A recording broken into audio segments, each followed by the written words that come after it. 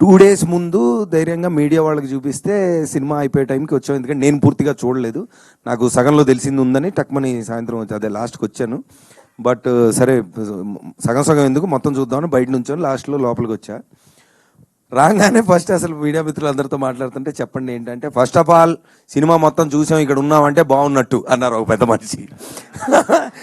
అసలు ఏం అడగవసరం లేదు, మీరు మేము ఇప్పుడు దాకా ఉన్నామంటేనే అది గ్రేట్ అన్నారు ఒక పెద్ద మనిషి. ఇంకో పెద్ద మనిషి, మీరు ప్రమోషన్స్ అని చాలా కష్టపడుతున్నారు, అవసరం లేదు అన్నారు ఇంకో పెద్ద మనిషి. సో వీ హ్యాడ్, అంటే ఫస్ట్ అదే కదా, ఇప్పుడు మాకు ఎవరు ఎంత చెప్పినా ప్రేక్షకులు చూశాక వాళ్ళకి ఎలా ఉందనేది అర్థమవుతుందండి. కానీ ఇక్కడ ఏంటంటే ఒక చిన్న గ్యాప్, కమర్షియల్ ఫిలిమ్స్ లేదా బిగ్ స్టార్స్ ఫిలిమ్స్ అంటే అది పర్లేదు అన్నా, లేదు లేదు నేను చూడాలనే ఇది ఉంటుందండి అందరికి. అంటే యాజ్ అన్ ఆడియన్స్ నాకు కూడా అంతే. ఒక చిన్న సినిమా ఏదైనా పర్లేదు అన్నారంటే సరే అయితే తర్వాత చూద్దాం అనే ఫీలింగ్లో ఉంటారు. అది ఇప్పుడున్న మీడియంస్ వల్ల అది ప్రాక్టికల్లే, కాదంటలేదు.